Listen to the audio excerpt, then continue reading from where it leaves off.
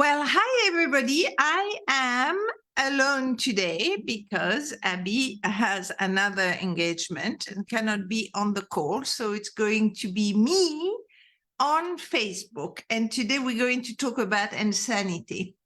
I know it's a very strange topic, but I was with friends yesterday and the conversations around the table were, for me, occurring as insane, right? So what do I mean by insane?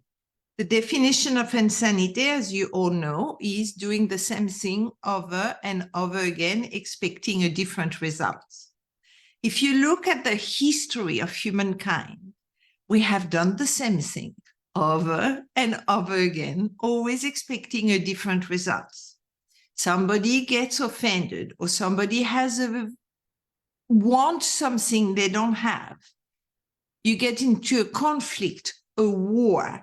It gets terrible, a lot of suffering, a lot of pain. People get killed, innocent people get killed. Young people are sent to war and they die, they got maimed. I don't need to describe you the horror. When it gets too bad, somebody hopefully takes a stand and we get to peace talk, we go to a political situation after a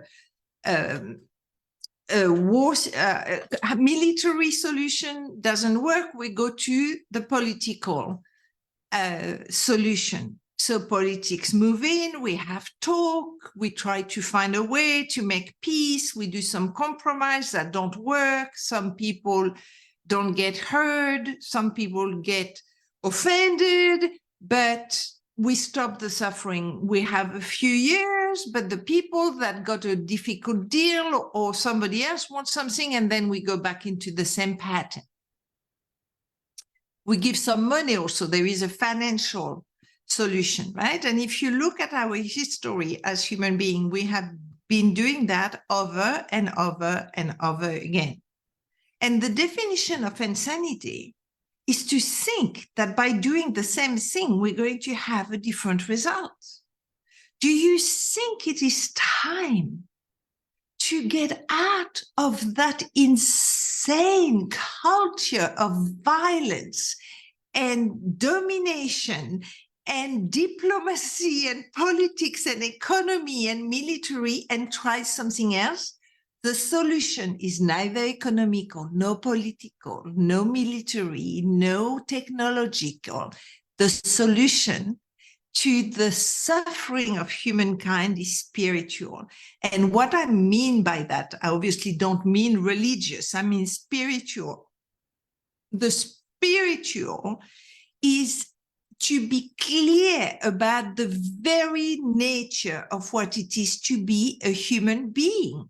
When you remember who you really are, you experience the grace. You experience that the only reality there is love. There is nothing else. Then this oneness, this total acceptance of everything and everyone all the time, everywhere. That is when you remember who you really are.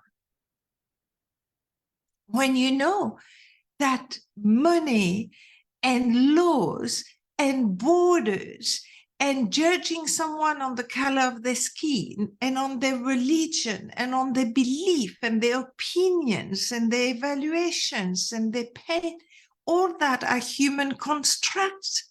None of that is real.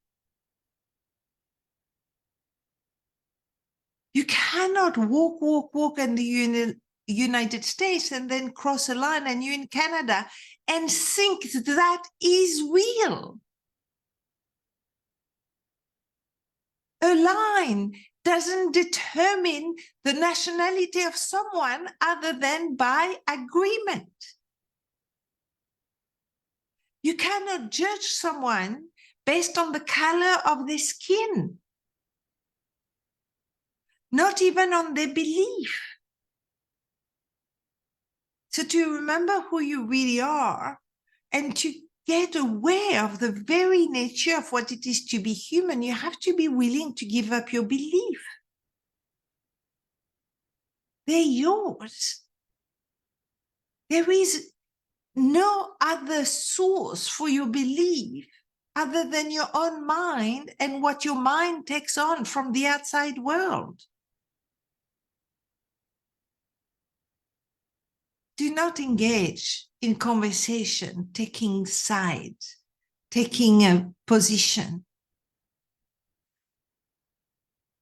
There is so much rift, so much pain already with people taking sides. Everybody loses. We are all responsible for the society we have created of violence and division. Just bring love. Do what you need to do and learn what you need to learn so that wherever you are, love is. If you want to make a difference in the world in those dark times, this is the biggest difference you can make. Love is the answer. And remember the song by John Lennon called Imagine. Imagine a world. He was right. You need to be willing to let go of your resignation, your cynicism. You know, people that are cynical are people that once upon a time had hope and they got crushed. So now we don't dare to dream anymore. But remember Martin Luther King, I had a dream. So don't give up hope. Don't. And the only thing that will make a difference in those dark times is to bring the light of love. Only light can dissipate darkness.